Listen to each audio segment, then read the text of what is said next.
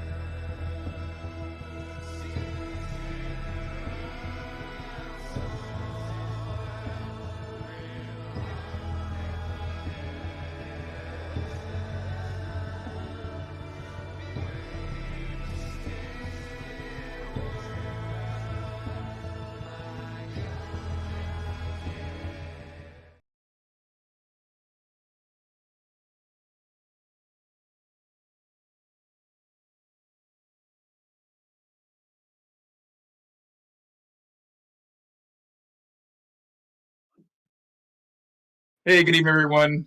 Welcome to Luke's Lounge. I'm your host, Luke Gygax, and today we're going to be rambling and talking about a whole host of stuff. GaryCon 13 is coming up in just about a month away, and we got dozens of great guests, hundreds of awesome events, tons of great perks that go along with the badges.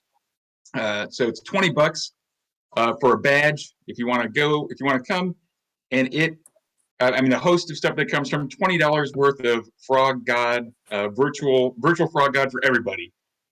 3 months of Fantasy Grounds subscription for everybody.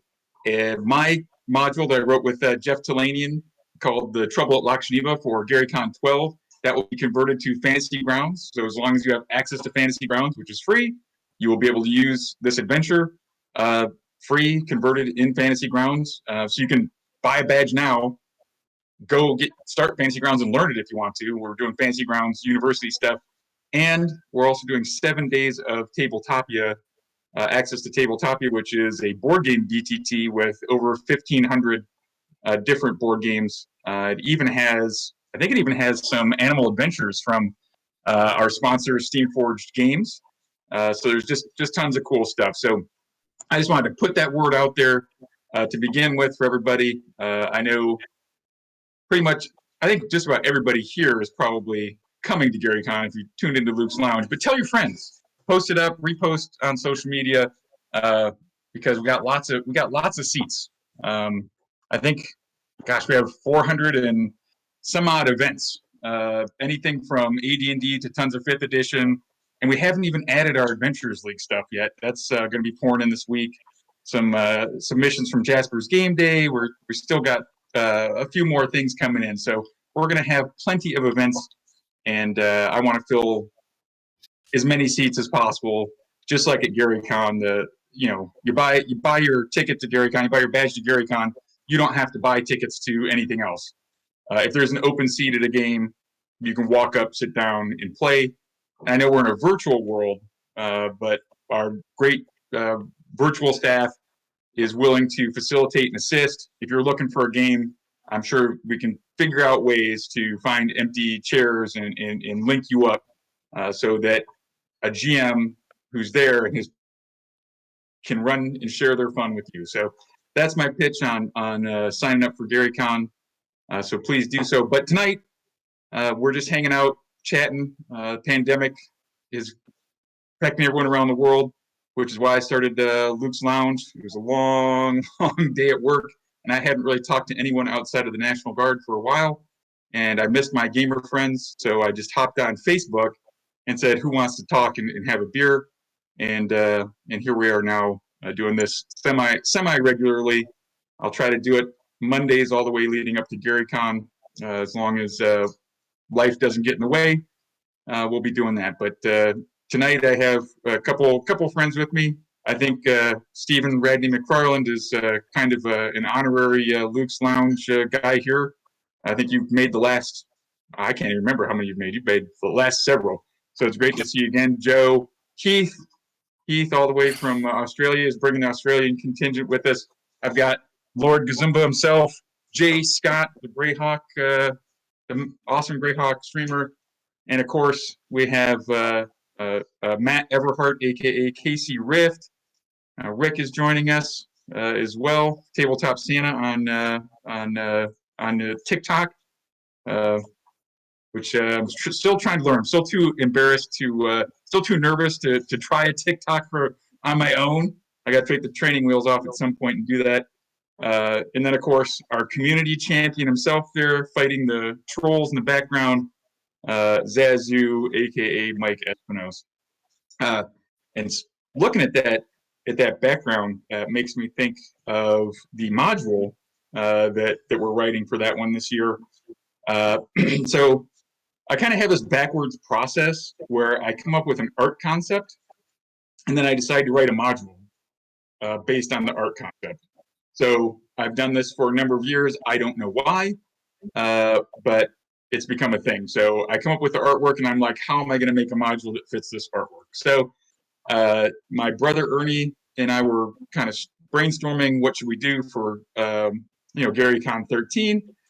And he's like, well, we've had, I was like, what are some great inspirations? Gosh, how are we going to, Gary Con 12, we just stumbled into just this beautiful artwork from Larry Elmore that I loved so much.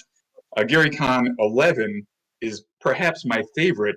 And I should be smart enough to share a screen and bring it up, but it's a picture of the Pirate Queen, which was my mom. Here we go. I'm not that good, but I'll do it old school. I don't know if probably a lot of glare on there, but anyway, so that's Charles Urbach did the Pirate Queen, which is the nickname that Fritz Leiber gave to my mom when he met her at Gen Con 10, I think it was in '78, something like that. And my mom is a redheaded lady, and she was helping organize Gen Con, and she wasn't happy. Any convention organizers out there can imagine when you're organizing a convention, there's moments of frustration. And I guess she sounded like a pirate queen to Fritz, and so he labeled her as such. And they had correspondence over a few years, and they really enjoyed each other's company. So I had them do that up. And anyway, I just find ways. I make up this neat art. I've had the blessings from great artists, and then we come up with it. But this year, it was the inspiration was I think it's Sturmgeschütz and Sorcery, which is a chainmail or tactics. I think it's a chainmail miniatures battle where these German troops in World War II were told about some strange partisans causing trouble in a part of Russia, and they go forth to find them. And the other player is playing what he thinks is a fantasies miniatures, and he's got his orcs and his trolls and his wizards, and they're going to go attack somebody. And somehow, through a strange rift in the plains, they end up fighting each other. The orcs fighting the Nazi soldiers. So that was the artwork that Jeff Butler came up with. It's a little violent, so we decided not to make it the main artwork. Hey, Luke, not to interrupt, but the stream dropped. What's that? The stream dropped on Twitch, it looks like. Oh, no. Okay. That's Matt's fault. So we'll blame him. It's back. Oh, okay. All right. So, but anyway, yeah. So the art was a little graphic after I had Jeff make it, and I was like, yeah, have the troll ripping the guy's arm off and beating him with it, and that was just deemed not to be family friendly. I don't know, but my daughters thought it was cool. But anyway, so we've got. So I partnered up with Chris Clark, who, if you don't know Chris Clark, he's from Inner City Games. He worked with my dad a bunch towards the last years of his life, and worked on Legendary Adventure stuff. And Chris has just been great over the last decade, practically, helping me with these modules and offering me insights and things, as well as great stories about my dad.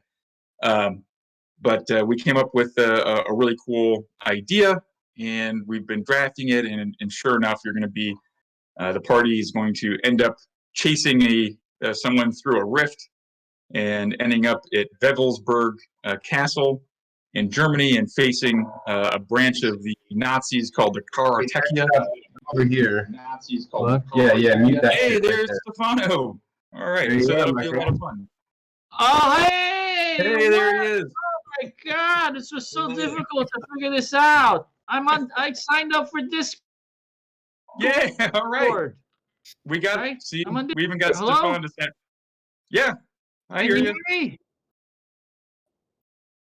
Oh, all right, I hear everybody. You. Woohoo! Cheers. Hey, all right. What are you drinking? Is that Kieran Ichiban? The mythical creature, the Kieran. Kieran, yes, the Kieran. When you're beering, it's yeah, good stuff. I'm drinking Mango Cart tonight, so I've classed it up a little bit. But yeah, no. So that's so that's what's going on, and the module's called Nightfall, KNIGHTFALL, and obviously that has something to do with it. So I'm having a lot of fun with that one, and also working on a second module, because doing one just isn't enough. Last year we did the Horde and the Trouble at Loch Geneva, which were both a lot of fun. So Matt Everhart, Casey Rift over there, the man who looks like he's in a kind of like in a sensory deprivation chamber there. Yeah. Hey, is that like 11? Right? You're kind of like, right? Are you okay in there? The Space Guild Navigator. There you go. Altered states, right? There you go.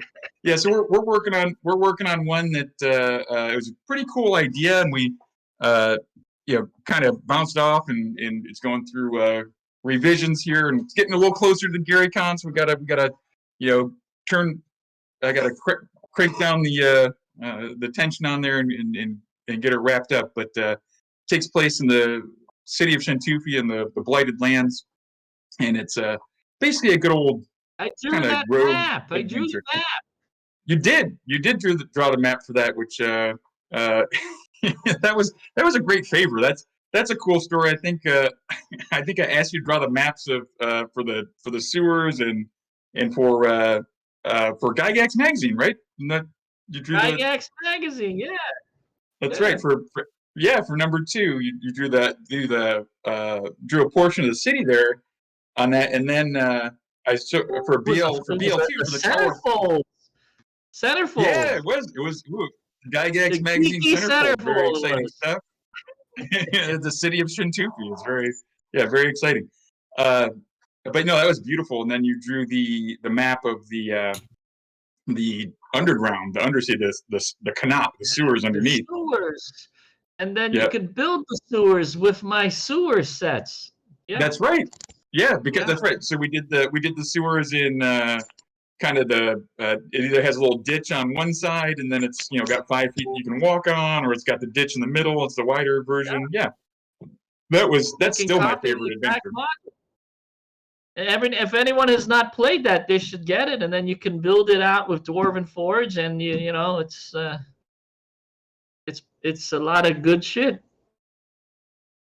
It is a lot of good shit. I mean, that was definitely my favorite adventure. I drew that when I was at TotalCon with Tim Kask, and he was a little bit irked because I wasn't hanging out with him that much because I was in my hotel room drawing that map to meet the deadline like all weekend, and so I did more map drawing than socializing.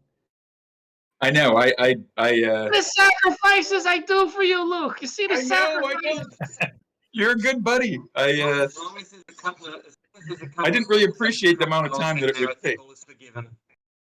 Yeah, I didn't appreciate the amount of time it would take, or that you were at a convention. I was like, hey, do you think you can draw these sewers? I mean, it's pretty easy. It shouldn't be that hard. Just the sewer lines, And I think I told you on like Thursday or Friday, and I needed it Monday. So it's kind of like you made the call. I had to submit. You're in command, so you got to listen to the. What are you now? You're kind of looking at the weird underbelly of conventions.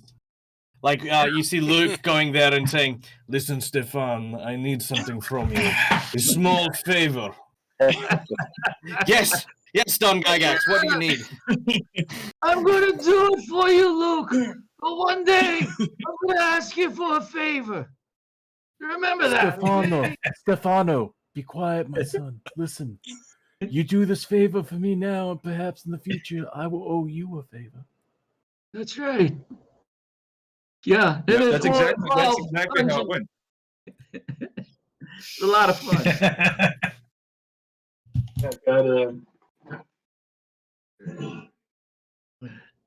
I was like, Stefan, I need a little help. So I had to, Where's the gold? Where's the gold? Where's the shiny stuff? Yeah. Platinum. That's right. I think it's I got some platinum in here, some gold coins. Ah, there you go. All right. There we go. Yeah. Gotta have your bag of props handy. Deal. It's a deal. Yeah. I know. Somebody was paying me in gold. What are you talking about? Man. I want the most valuable pieces. Electrum, yeah. Electrum. They're not. I got news for you. They're not the most valuable. Gold is more valuable than platinum, right? You listen. Electrum is the best currency because it's so off from everything else. Right now, And it always confuses people. Right now, an ounce of gold is like 2,000 and some change, and an ounce of platinum is only 1,480. So buy here, go over to Greyhawk, cash in. That's what you get. Exactly, because you'll get 5 gold. You'll get 5 to 1, or correction, yeah, more than that, 10 to 1, something like that. Oh my God, I forgot. Yeah. Collect your raw steel, go to Kryn, And now we can all trade get in on your Reddit. steel. We can all get on Reddit and get our trading strategies together, and we'll work together to get this done. Yeah, we can buy up a bunch of platinum and then drive it up. Sounds like a good idea. In my world, the platinum is worth more. 25 gold. Woo. Yeah. Luke, we've been getting a lot of questions about the Crucible lately and the bullywugs. Okay. Do you want to address what tell people a little bit about that? Bullywugs are not in the OGL. I don't think they are not blessed off. So correct me if I'm wrong, but my understanding is they are not open game. They're not. We can't use them. So that's why we have. What do we go with? Frogkin or something like that? Froglings, I believe. Froglings. There you go. Froglings. So yes, froglings are very, very similar, but not the same as the bullywug. Do you want to give an overview of the Crucible just in general, so people know? Oh, sure. Yeah. So the Crucible is our writing competition. We thought, hey man, wouldn't it be fun to tap into this great audience that we have coming to Gary Con's very creative folks, and give them an opportunity to write an adventure, submit it as a game to Gary Con, and run it for us, and simultaneously package it like you would package it as a PDF, your maps, all that sort of stuff, and you would submit it to oops.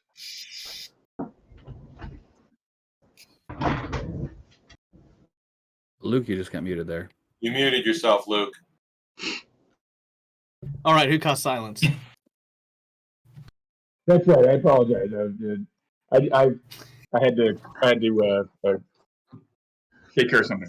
Anyway, all right. So yeah, so you package it up, submit it to our panel of judges, and we actually have one of our judges here with us right now. The panel of judges is none other than Stephen Radney McFarland, myself, Satine, Tim Kask, and I forgot somebody.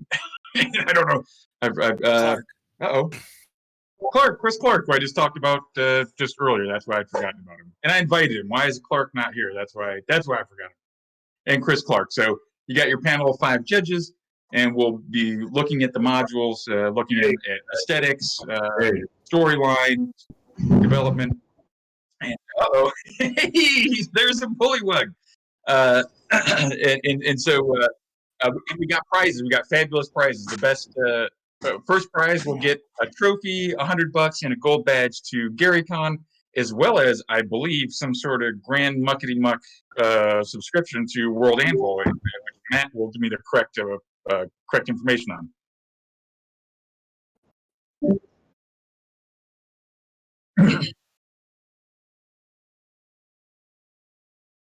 How do we get started with this? Which is pretty cool. Does that mean I get to learn the secret handshake that gets me into the ultra rad cabal of super ninja users of World Anvil, or how's that work?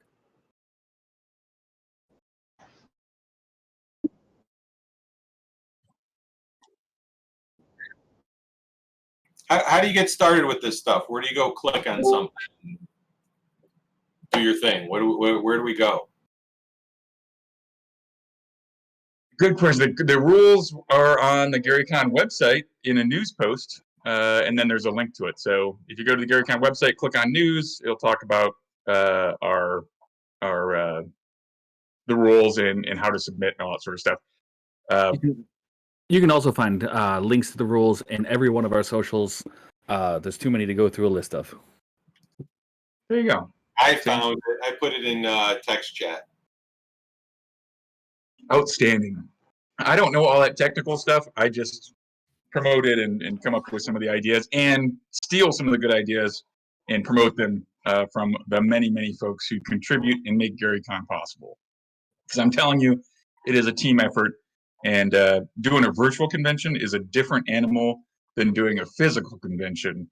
As we all know, it takes some different skills, but it's vastly important in my estimation that we keep the celebration going, that we keep the community strong, that we keep keep the connective tissue that we have. Because if we wait 3 years and we don't stay in touch, are people going to come back to their convention, their small, convention? I've had other convention organizers, express their frustration with the idea of going 2 years without being able to have their convention. So essentially, a 3-year period before they would have their next convention, and say, well, is it really worthwhile? Should I just hang up my hat and not do it? And of course, I think the answer is no. I mean, if you have a loyal following of people, whether it's 500 people who come to the convention or 5,000,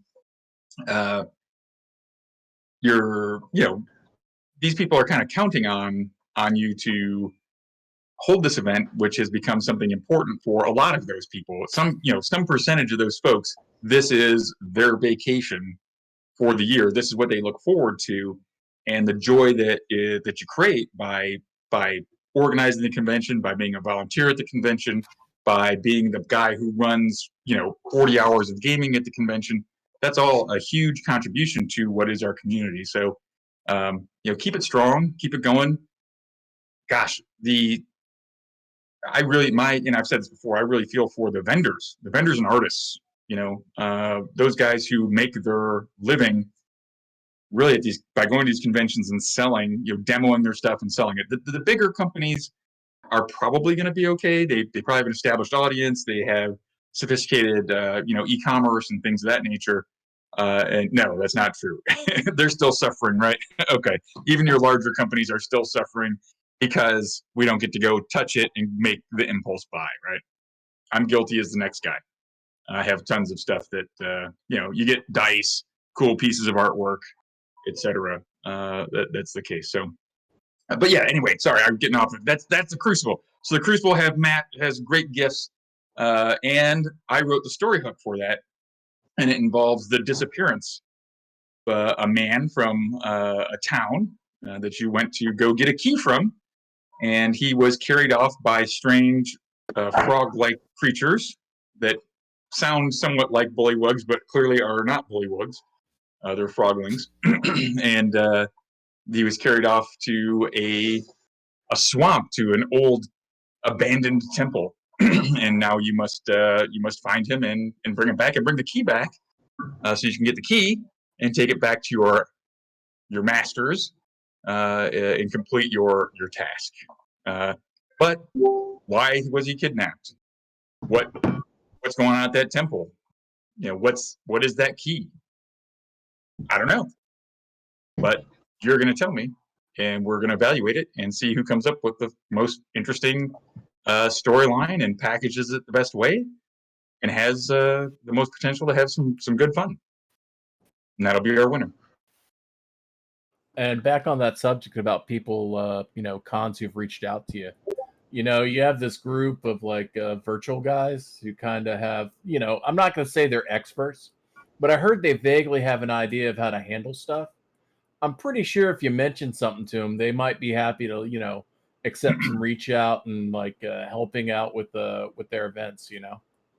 Yes, yeah. The folks that I've spoken to will remain anonymous, but I'm pretty sure they're a larger, they're a respected convention and are familiar. You're probably familiar with them, so it's just the idea. Some people are really ingrained in doing things physically, so and other folks have found that the virtual side is really rewarding, and we've reached out and connected to more people. I mean, honestly, this has forced me. Believe it or not, I know Boffrin and Casey and Zazu, even Josh Pop, if he's still on, I don't know. they know that I'm not. Surprisingly, I'm not the most technologically savvy, so I didn't embrace the virtual stuff wholeheartedly at first. So, oh my God, that's a cute cat. Okay, sorry, I get distracted.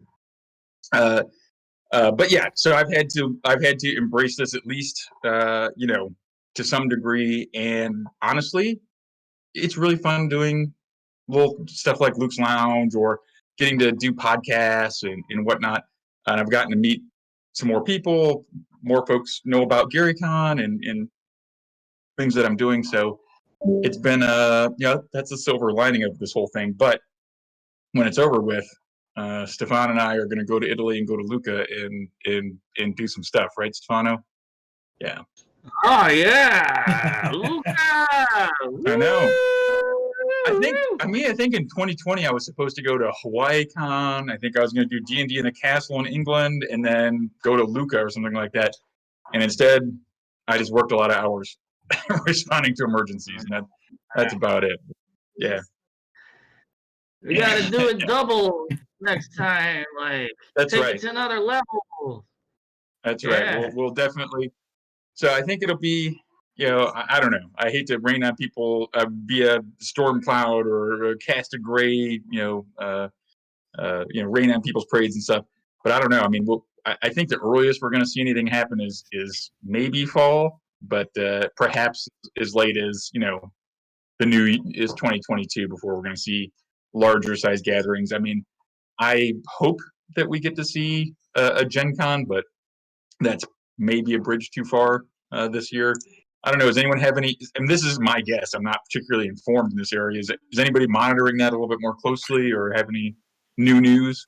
I mean, Peter's not on, but I would just ask him. So he's very tight-lipped. He's very tight-lipped with me. I had him over here over Christmas. Yeah. And he was very tight-lipped about it. I said, Peter, really, is it going to be a Gen Con? And he was like, he was very. It's up in the air. It's up in the air. That's all I'll say. So what I'm hearing from some of my friends that work for Freeman, which is one of the bigger organizations that help set up the conventions at the, one of the unionized organizations, is that they're not even going to be looking at going into convention halls to do that until September. So it all depends on the vaccinations, correct. Right? The vaccine. It really does, and they're all forecasting that there should be enough out into the community that September will be good. So that means like maybe New York Comic Con will go on, PAX Unplugged potentially. Wow. Can you imagine waiting online and having? You see how long those lines are now, right? They imagine just put out to stand like 6 feet apart waiting online.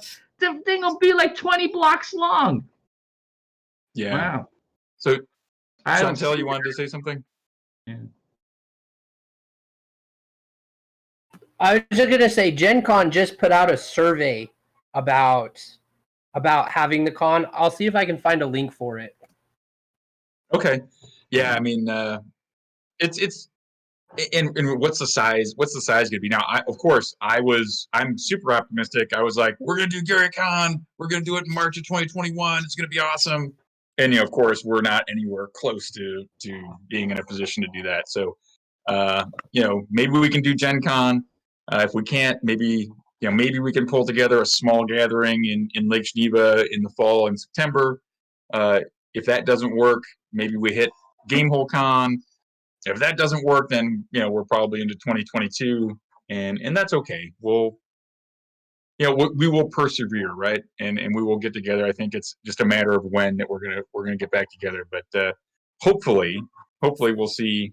Hopefully we'll get Heath had to duck off. Huh? I guess he's probably said he wasn't at work. But I'll meet you at I'll meet you at Culver's in Lake Geneva in North September. Texas RPG Con is happening. Is it in June? But that's a really small convention. Okay. Well, and I think they've kept they were like under 100 people, if I remember right, for 2020, right? Mm-hmm. Yeah, but they've kept like the virtual gaming going pretty much nonstop, right? They've had virtual games going since June. Yeah. So They can were try it out. open. They did it, I think, last time. Yeah. They did. Yeah, they did.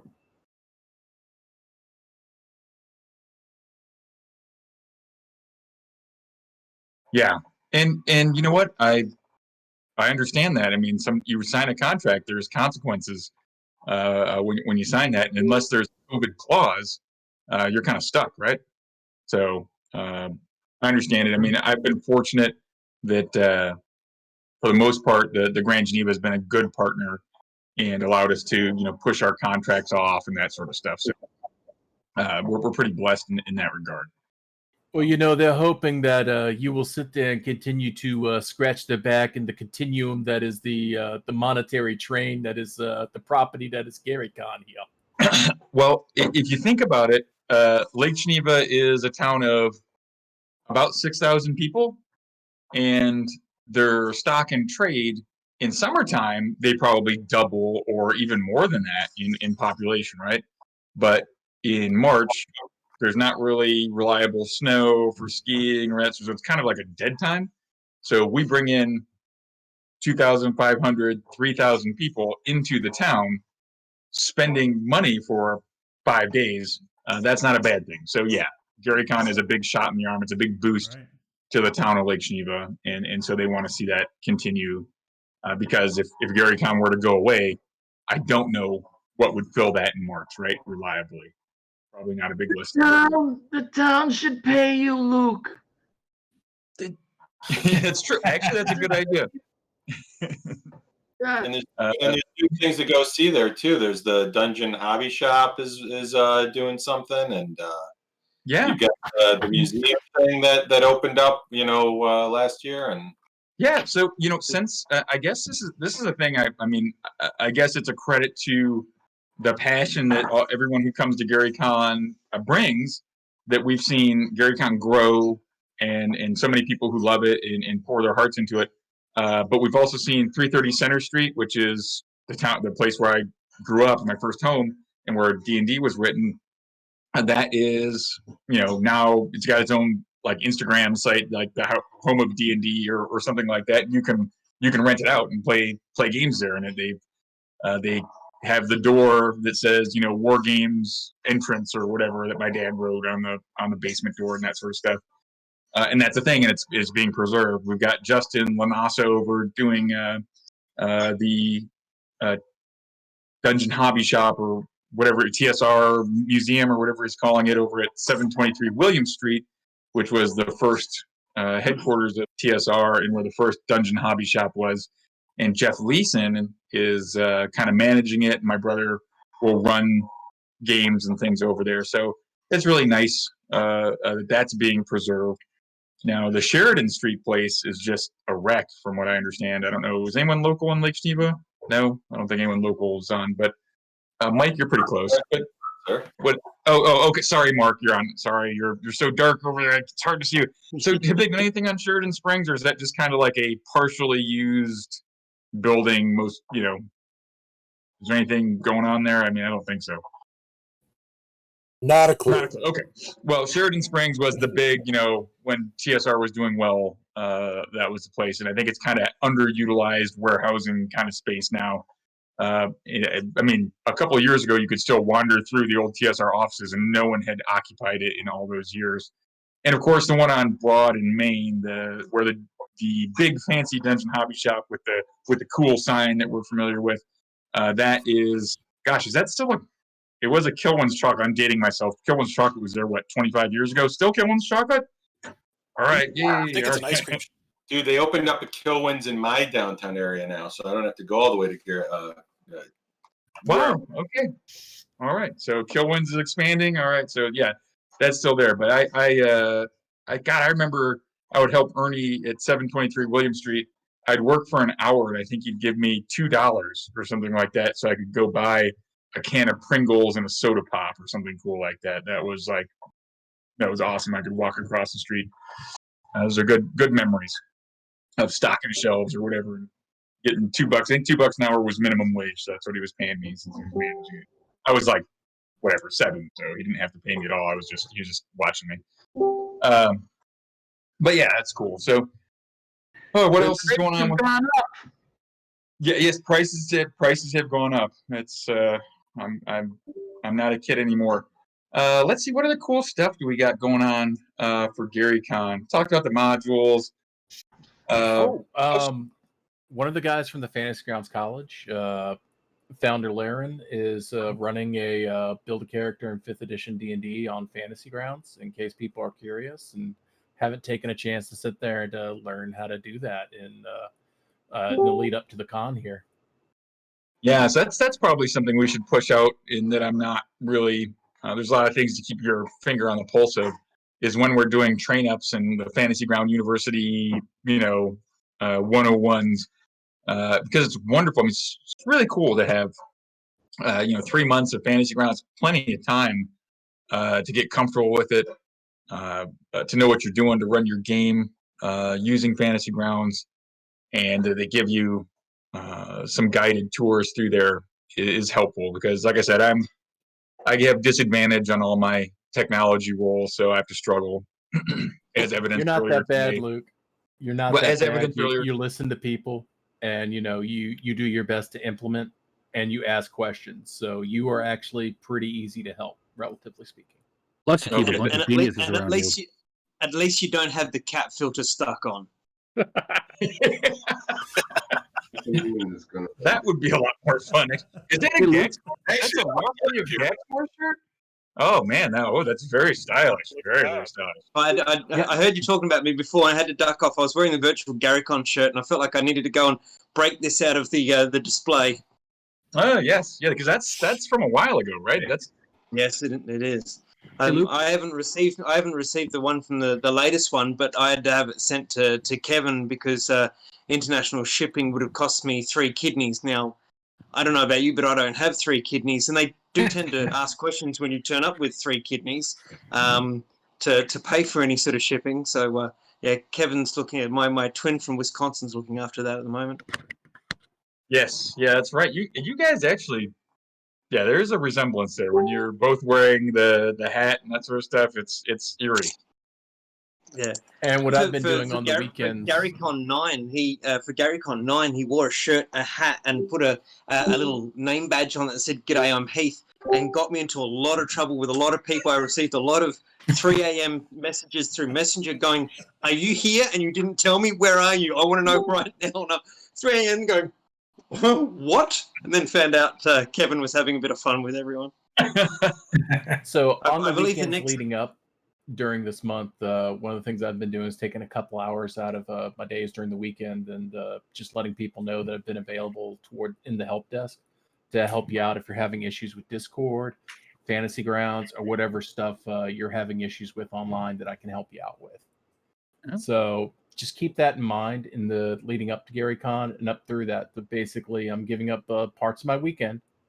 You guys come in and definitely join me. There may be other people who choose to get involved. You're welcome to. If you know a platform and you want to help other people connect through that and get them set up and functional through up to the lead up to GaryCon, you're welcome to join on the weekends or even during the week. It's based on your availability, and just get with us and message us, and we'll try and get help for you if you need help, or if you want to give help. Throw that out there and let people know. It's all about the community, right? And helping people get stronger and learning the technology. Bless your soul on that one. I do not envy that job at all. Where's that voice coming from? I was gonna say, is that a job or a punishment? I mean, like, I feel like there's a certain danger zone when it comes to, like, please, everyone, contact me for any help in regards to this during a virtual convention. Good luck to you, sir, and may your beard be as magnificent as your help. Lent is coming up, so perhaps this is part of that. I don't know, Boffrin. I joined at just the right time too, Boffrin. So, guys, my name is Garner Andrews. I'm the number 2 guy there at the college too. So I'm not going to let Boffrin, be hung out there to dry all by himself. I'll make sure that that I'm standing beside him as we do everything we can to support all of you. They'll be standing back to back with dual wielding, taking out all comers. All right. Speaking of our schedules, what do we have coming up on our Twitch channel as we go into GaryCon? Oh, the March to GaryCon. That's right. We got that. We're kicking that off on the 6th of March. And I'm going to give you times in Pacific, which is probably bad, but I'm going to do it anyway. So 2 to 5, we have Thor and I doing DMing. He's you've seen him with Stefano and I. He plays. Oh my gosh, I'm forgetting the name of his evil wizard that we dispatched a couple times. I forget. The Betrayer. Einar, right? This is his name. Einar the Betrayer. Yeah. That's right. So he's played in the Shortwick Chronicles there that we've run several times in Stefan's world. So he'll be DMing, he'll be holding it down, and then we'll go into the first part of the 3-part series run by Jason Charles Miller, The Search for Gaxmore. So he's going to have his adventurers. They have an item that they must deliver to, I believe it's Evander the Wizard in Gaxmore, and they have to make a journey starting off in the Blighted Lands and traveling all the way to find Gaxmore and deliver the item to the wizard there. So that'll be a 3-part series, and we're running every Saturday in March, doing some streaming D&D games, and then on Sundays. Matt, help me out. On Sundays, we're also doing some stuff. When is the Blood in the Sand? When are we doing that one?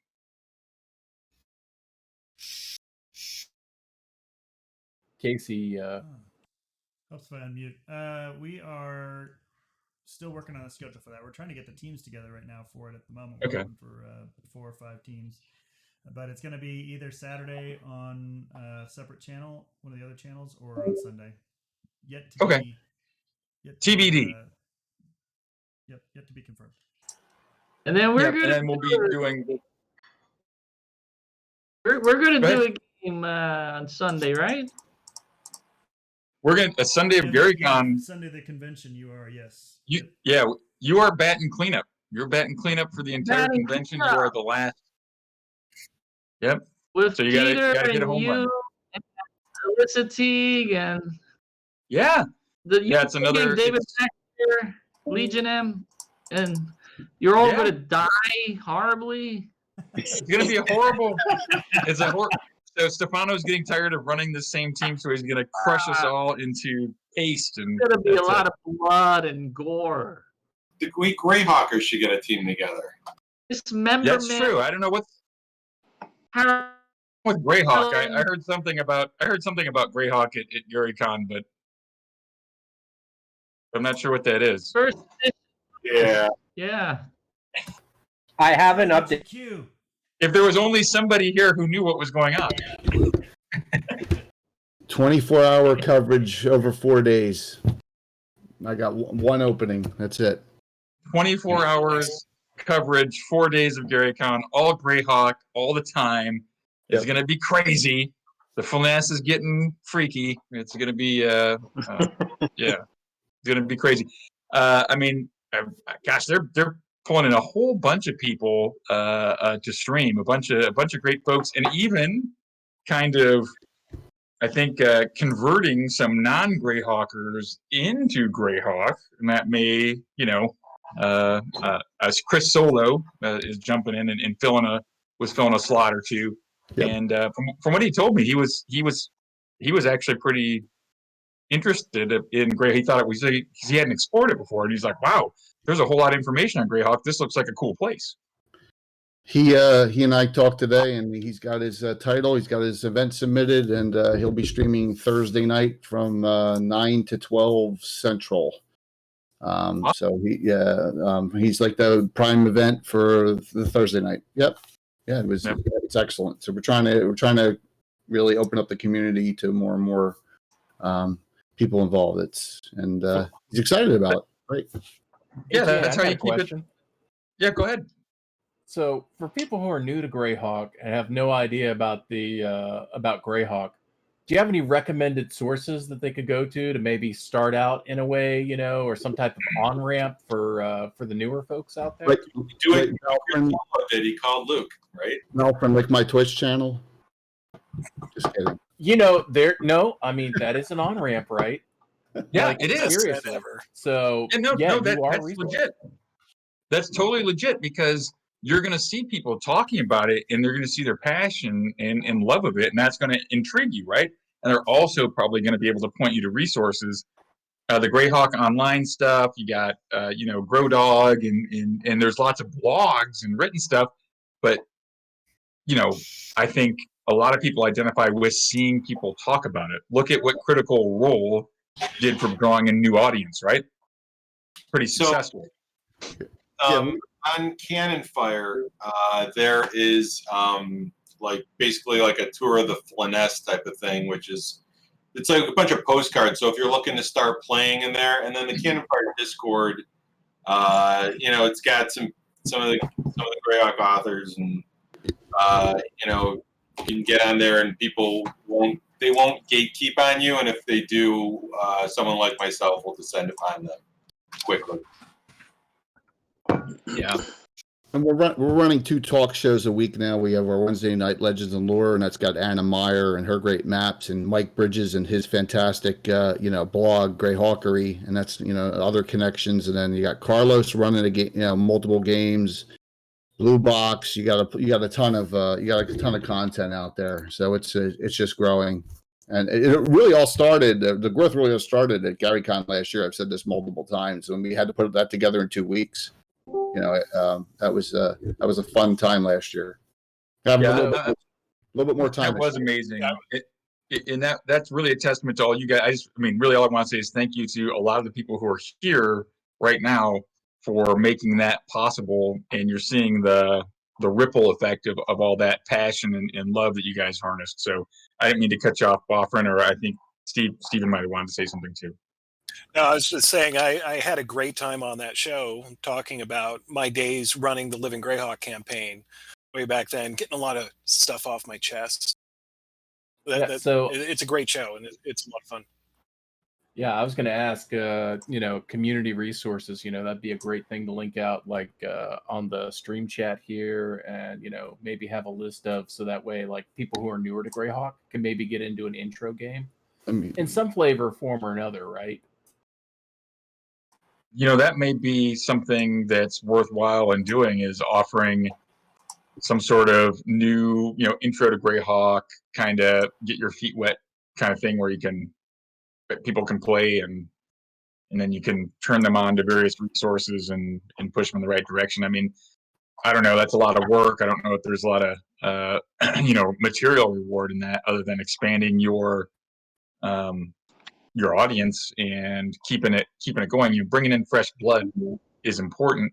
I'd really hoped, to be honest with you, I'd hoped for a couple of years, probably 2017, 2018, 2019, that Wizards of the Coast was going to make Greyhawk one of their 5e, settings, and that would kind of be a big deal. I'm pretty sure that's not going to be the case. I don't have special insight in there, but they were talking to me in a little bit a couple of years ago, and then that kind of has died down. Now, of course, it could just be, tabled because of the pandemic or something like that, or scrapped entirely. But Greyhawk is a beautiful, wonderful, and vibrant place. I'd love to see it continue. I think it could succeed in any system that you put it in, because it's so well developed and there's so many cool stories. And great, Jay, is there a place or Discord community people could hop on and maybe talk to, and maybe 911 or 911 411 Greyhawk info or something like that? Or there are a couple. I'm posting them into KC right now. Let me and then he'll forward them out. Yeah, we have the Cannon Fire Discord. We have our own con now, and we're kind of embedding it into GaryCon. It's called it was last October Virtual Greyhawk Con, and there's a Discord active for that for events. So I'm going to pop that up too. And then also, Luke, if it's okay, if I can discuss this, we have our 36-hour fundraiser this weekend. Oh yeah. Okay, so we have our third. This is the third year. It's let me link this into KC. We have 9 streams, 8 channels. It starts on Friday. It benefits St. Jude. Our goal this year is there it is. Our goal this year to raise $5,000. It starts Friday at 8 a.m. It runs all through midnight Friday. Then it restarts up Saturday morning at 4 a.m. and runs through the entire day on Saturday. I have the finale event, and big announcement. My special guest for it is Eric Kimona is playing in the game. And he's playing the same. And Luke. He's playing the same character he played in that game. The guy who stole the tongue. Yeah. Same character. Yes.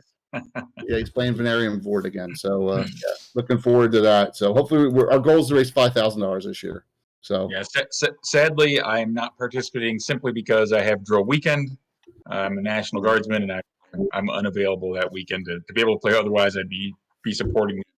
But I'm sure there's a way we can donate. There's some sort of link you can share with us or something that we can donate to your cause. Let me do that real quick. Thank you.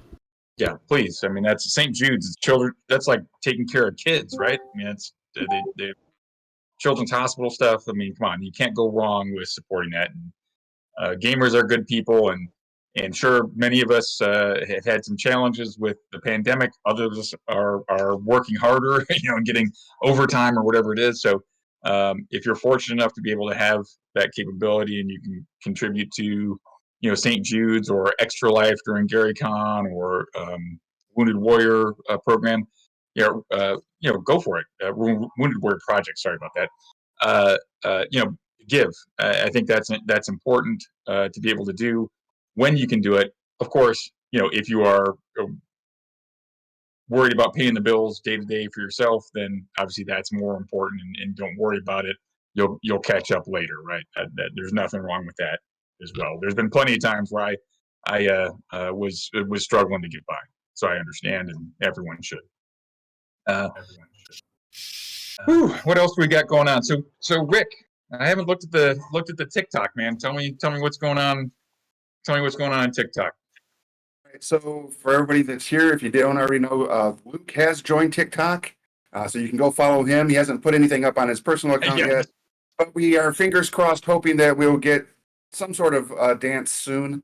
But they also launched the Gary Con official TikTok, and I've been posting up content on there. I think we have 8 videos now. There will be another one coming up soon, probably tomorrow morning or afternoon.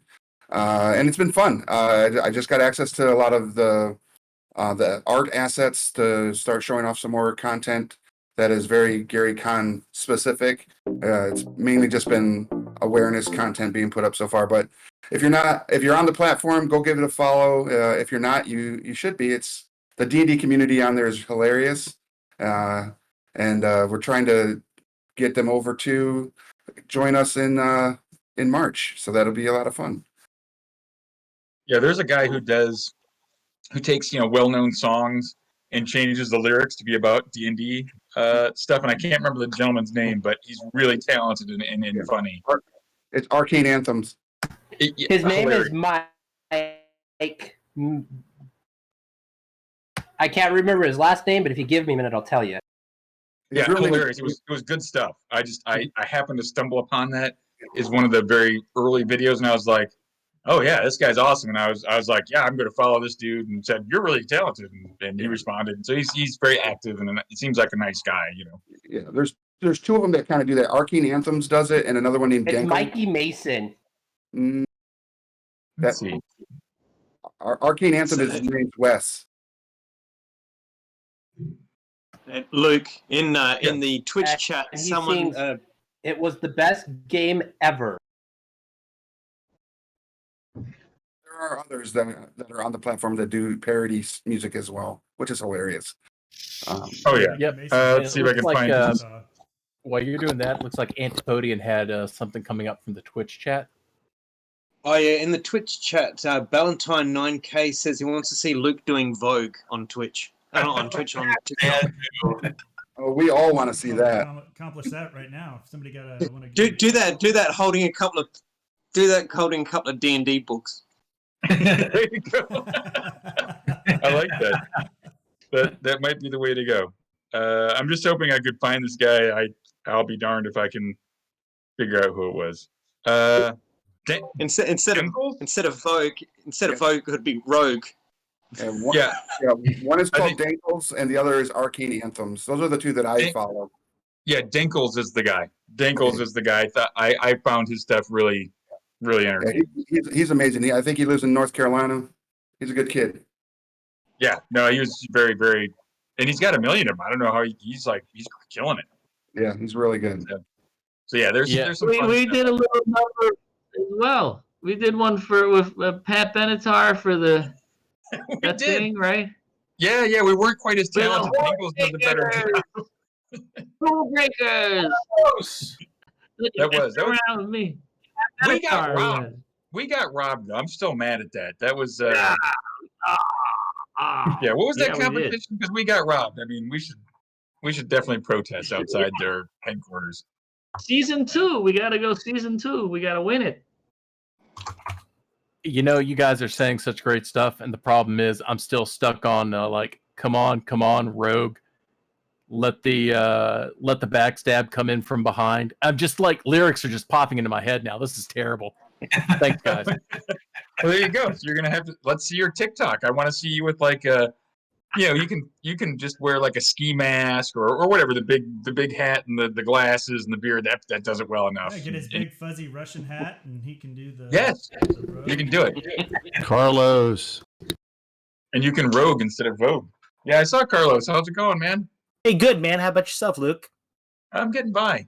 I've done I think this is my 5th conference meeting today.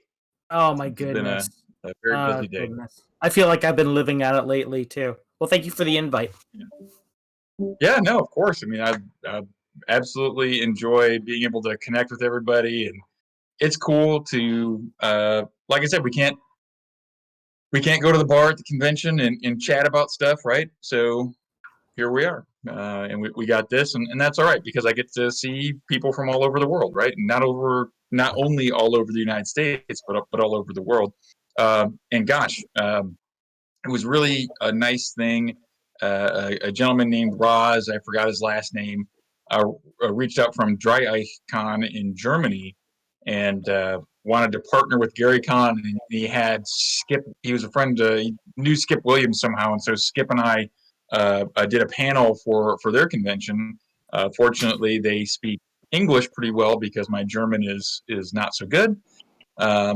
And they said they would be willing to. They wanted to partner with Gary Kahn, and so I connected Roz and Matt, and took a little bit of time, but it looks like we're going to have a German contingent running games kind of in the wee hours and of kind of the off cycle of Gary Kahn. We're going to have gaming that may stretch all the way 24 hours during Gary Kahn.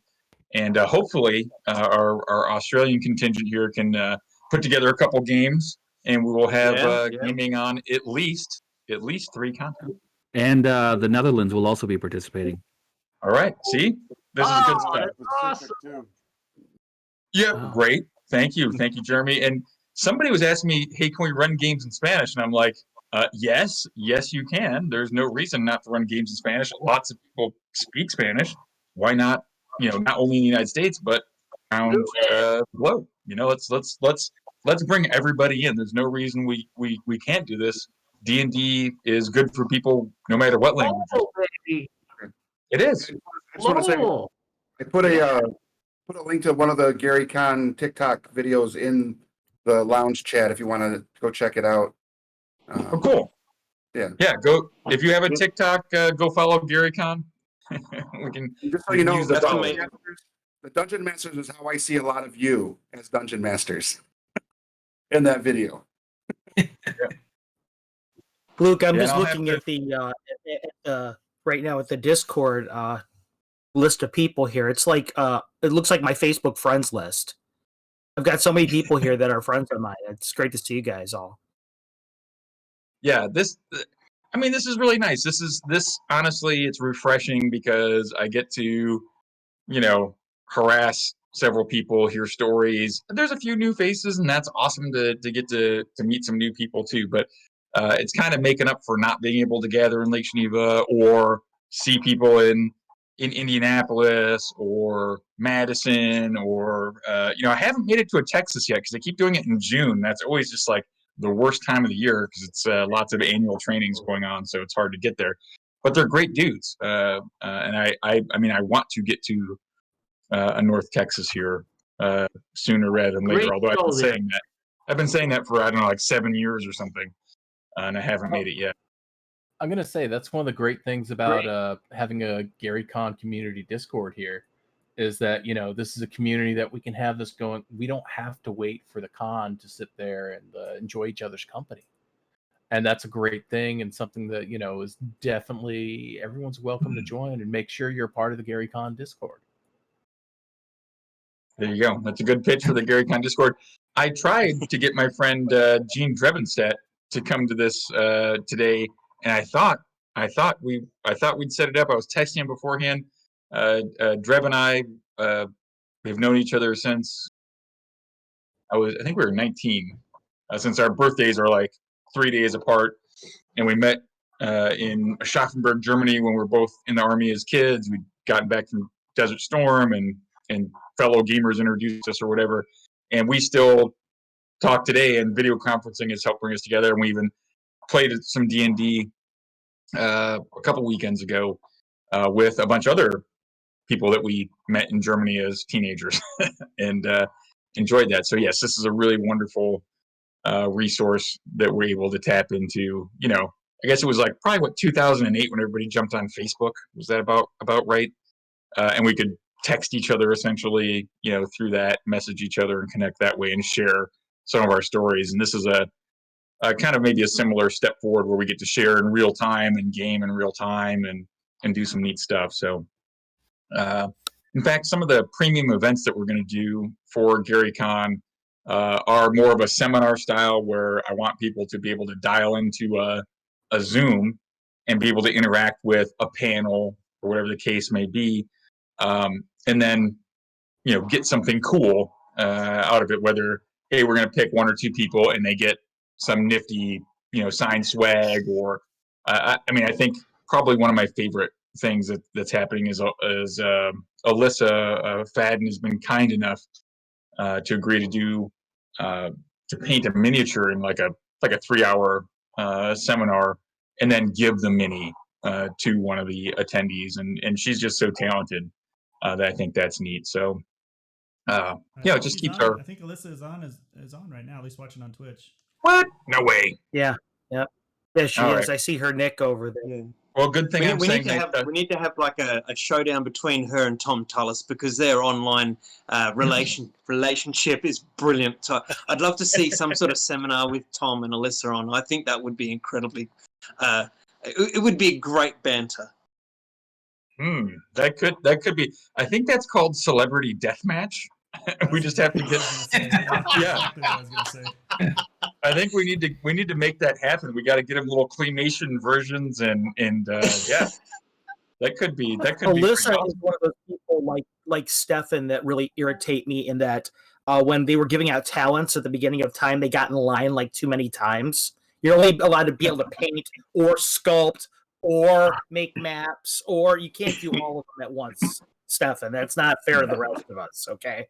Same thing with you, Liz, out there in the crowd. It's not fair, okay? Give some talents to the rest of us. Let the rest of us have a couple. Thank you. Yeah. I buy tickets to that. I want to see Tulis go down. 2 men enter, 1 man leave. It's true. We could just have some Hero Forge minis made up or something like that and just run our own deathmatch. We don't even need to invite Tom and Alyssa. We could just play it out ourselves. We get some terrain from Stefan. We can get these minis going. We can just pull out a who's list of the community, and we just start pairing them off until there's our own GaryCon version of Thunderdome. 2 people enter, 1 leave, and next. I don't know. I think we have a series right here. Whatever terrain you need, make it happen. What's the terms of combat here exactly? Are we like chainswords of the death, or are we Nerf for guns, or what are we doing here exactly? No, I think this is to the death, but we can resurrect them afterwards. So okay, well, that's all right. good. So good. Yeah. We'll have the clerics in on the sidelines ready to cast. I was gonna say I might have a heal or game resurrect. in the show. There's got to be death. There's got to be death. Yeah. Yeah, of course.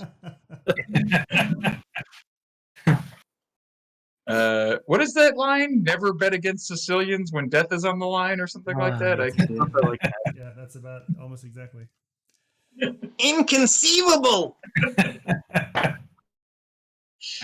Oh man, I tell you. See, I didn't even know I needed this tonight when we held the Luke's Lounge, but I totally needed it. So my money's on Alyssa. I think so too. I think that tell us, guy. For sure, I reckon Tom could scrap it out if he needed to. He'd be throwing 3D printers at Alyssa trying to dodge sideways. My money be 3D printing I think it'd be 3D printing shurikens and like throwing them or something, and right. I got Spider-Man, but there's a 3D printer on his wrist. My dark horse bet is Mark Clover. He's nice and quiet. He's the silent assassin there. He'll lure you in with his nice guy look, but he's an ex-hockey player and he'll hurt you. He'll hurt you bad. He could have some tricks up his sleeve. Yeah. This could be a lot of fun. I think I need to get like Chris Prasnowski involved in some of these conversations. He's a great guy. He's a gamer. He's been on a few Founders and Legends, and he always comes to GaryCon. But he runs Titmouse Studios, which does like Big Mouth and a few other animated series. So if I could co-opt him, maybe we get a line on some people who do some animations. Give us a little, we could have some fun with this. This could be pretty good. Wouldn't this fit in with the Blood in the Sands thing that Casey's setting up? I think so. I think this could be. I think a celebrity death match. Yeah. I don't know. Could be good. And honestly, we can probably get. We just have to figure out VTT that would work for it, and we can get Hero Forge designed. Minis, virtual minis. Well, there's a whole list of them. If you go up to the How to Play Virtual category or channel above, and you can go and see the different options. That requires like reading. I don't do that. Well, Hero Forge now has the models you can get and put into Tabletop Simulator, so you can just port them straight in if you've got a good map. Yes. Yeah, that's genius. That's genius. Good stuff. The hitch is though than like people learning how to use Tabletop Simulator. But then, see, what we'd need Heath as a model with like a chair, just ready to give it to someone, just on standby at any point in time during the. I figured he'd go for the low-hanging fruit. I figured he'd have a broken bottle. Yeah, I was going to say broken bottle and a kangaroo on standby to drag you into a dam. Exactly. Yeah, but you need drop bears in reserve. Hoop snakes at the ready. Tanks that are also known as wombats. We just have to strap a grenade launcher to the top of them, and away they go.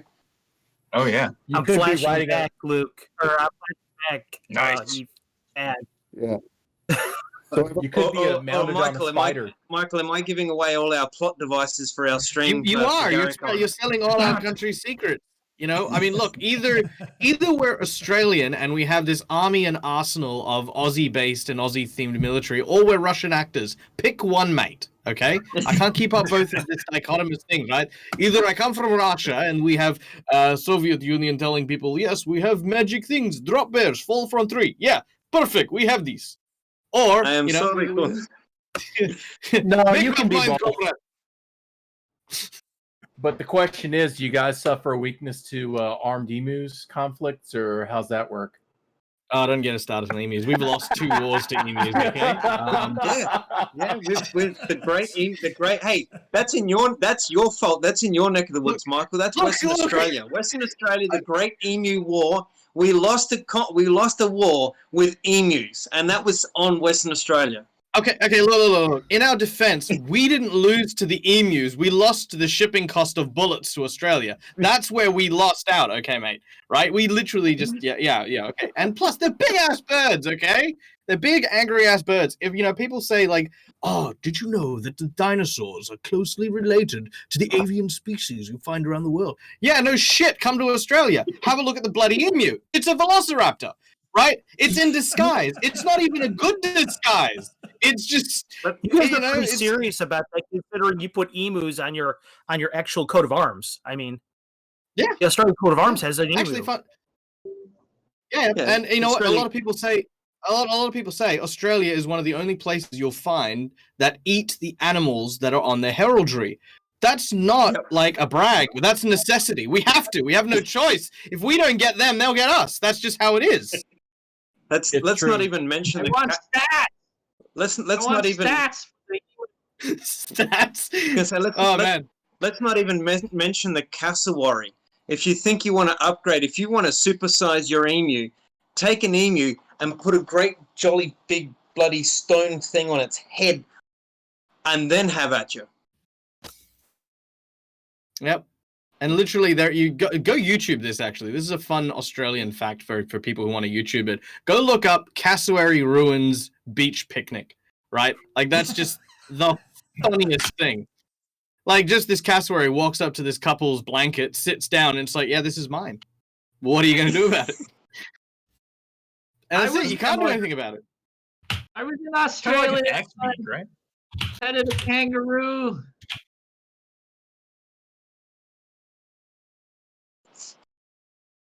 They're big. Well, I'm just have to go to Australia because I have to see some of this stuff. So it's like Mirror World, Luke. You're gonna go there and you're gonna feel like you're in a you're someplace familiar, but it's just left of center to you.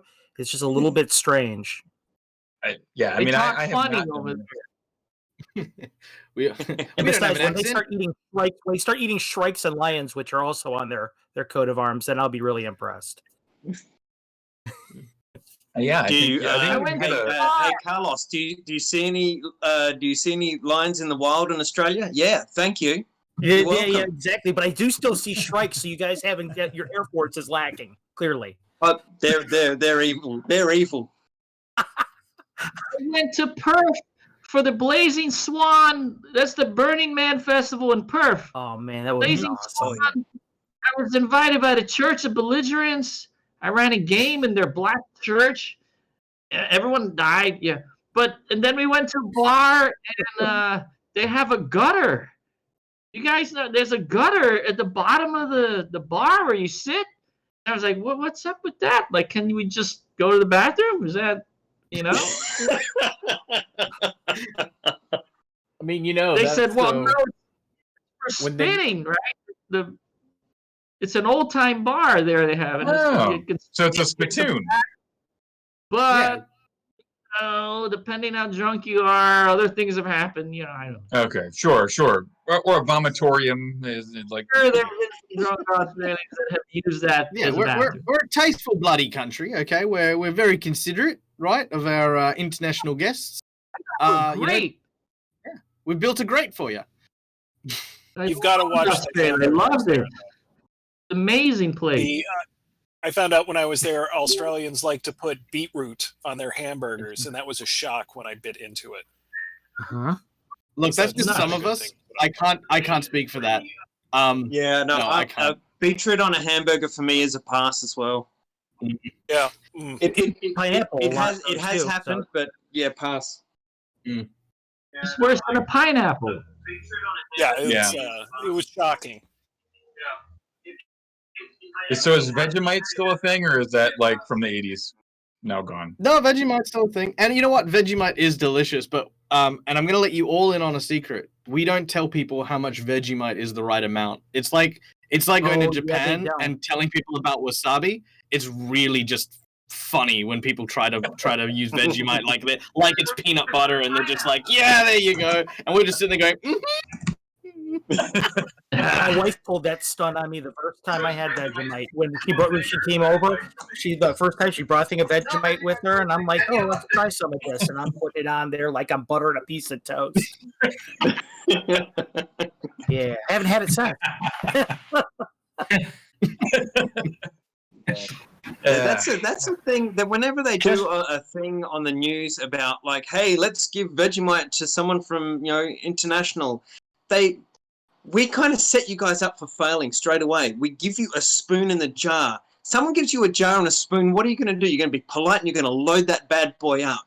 With Vegemite, exactly what was said before. Wasabi, you just want the thinnest of thin little in there, just to accent it, and that's the thing. Like, we give you a spoon and a jar and go, this is going to be fun. Let's just watch this. So wait. What you're saying here is you're revealing state secrets at the moment, and we should expect to see. As long as this is not going out live on the internet, we're fine. Yeah, exactly. You know it is. We are being recorded. Whoops. Yeah. Screen capture. All of a sudden, the Antipodian is suddenly recast. There's a new, entirely new phase, new actor. All of a sudden, instead of it's Steve Buscemi.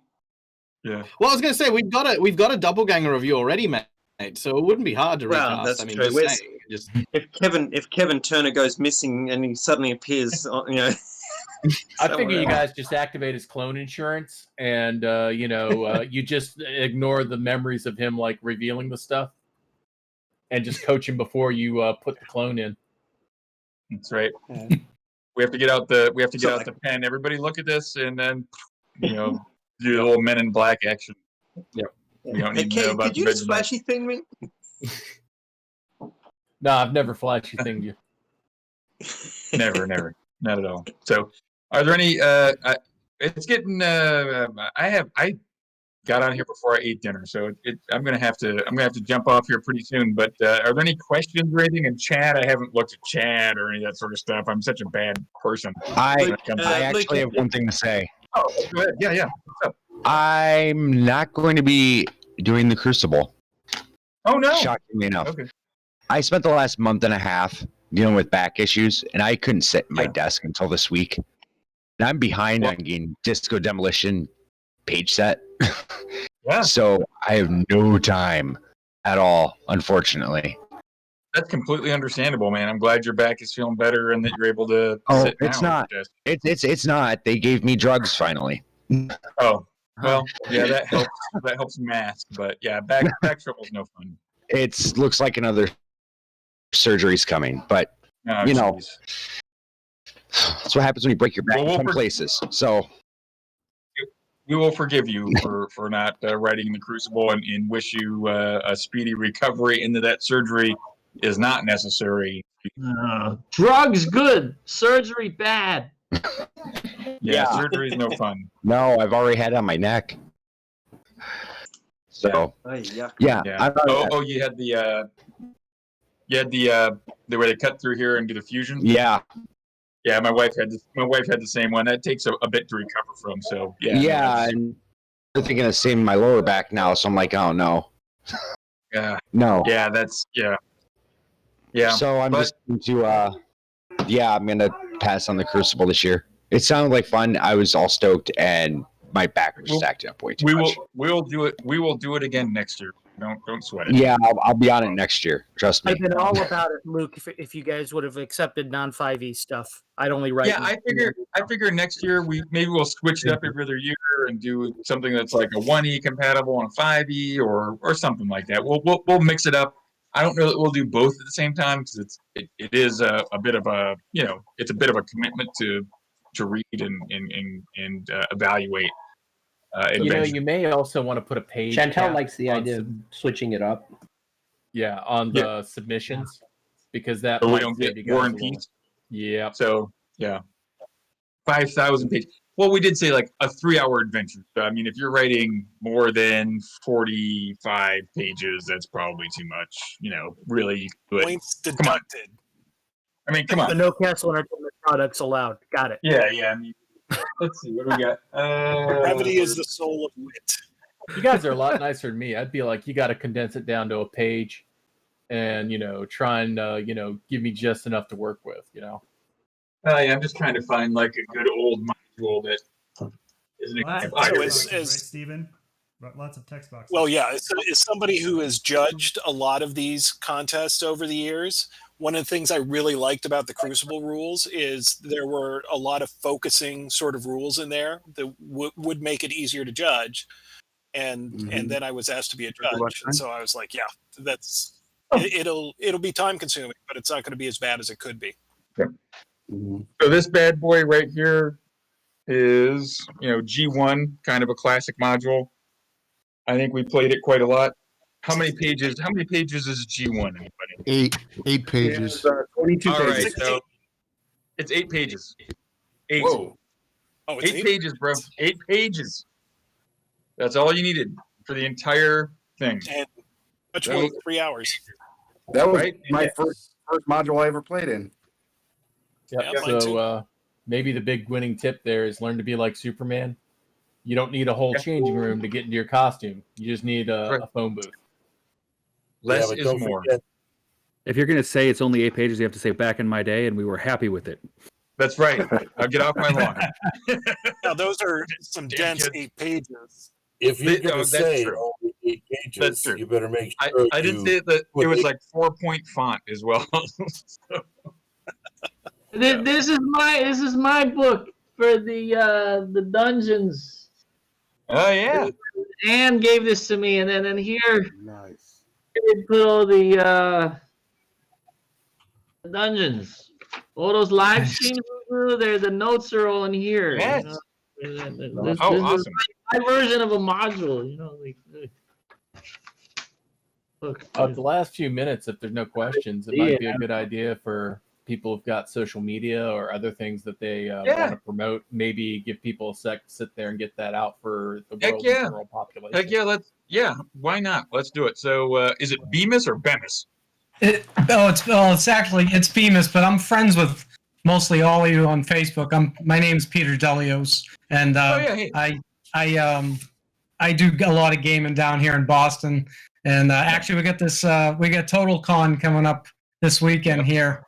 These next couple of days. So, and it's all going to be online. So I understand the pains that you're going through, but I am definitely interested in DMing at GaryCon. So I'd like to submit. I want to submit my name in and come in. I'm an old timer. I've played all editions of Dungeons and Dragons. I've got them all, and I got a group on. War Eagle Keep. We just got into 5e, and we're on YouTube, and I just put it in the self promotion there so you guys could see us. I'm glad to be friends with all of you and to be part of this community, and I want to help out as much as I can. Cool. Yeah, definitely submit it, and we would love to have you there, Peter. And this man. Was it Carlos Lissing? Lissing? Is that what your name is, sir? Lissing. Yeah, I know what your name is. I'm messing with you, dude. Carlos, go ahead. That was Yeah. What about me, man? Yeah, social medias. What do you want to promote? You stream a bunch. Yeah. Well, I just released a new module. There's something about Castle Entertainment or something. Yeah. I just released a new module. It's the first Castle Entertainment module that's been contributed to by another party, and the guy who's right below me in Discord is the guy who contributed, Jay Scott. Jay was the co-writer of Horror in the Hools, and I'm super pleased to be able to bring that to everybody. We are just getting in the shipment of it right now as we speak. The first shipment goes out to patrons, and the people that want to pre-order it will get theirs next. If you want to pre-order it, you can go to www.castlentertainment.com. I think it's really cool. It's got Jay has a 41-year World of Greyhawk campaign going on. There's all kinds of variant rules that have been based on 1E and 2E to it. And what we're doing with this is we're celebrating his great campaign of his that has so much longevity and all the innovation that those guys have done. They've adopted a lot of stuff from other rule sets and things like that and created some of their own stuff to fill in some gaps. You'll see a lot of stuff in there that may be familiar, but you'll see some stuff there you've never seen before. But it's all kind of distilled for the 1E experience. I think everybody will really like it. I'm pleased to be able to bring it to everyone. He wrote the first half of the scenario, which is totally written so as to be used with miniatures rules. I wrote the second half of the scenario, which is a theater of the mind scenario, but again, it could also be used for mini rules. I'm real pleased, Luke, to be able to tell you that there's so many Fiend Folio monsters in there because I'm a Fiend Folio fan, and you created the Bullywug, as I remember. Did. Yes.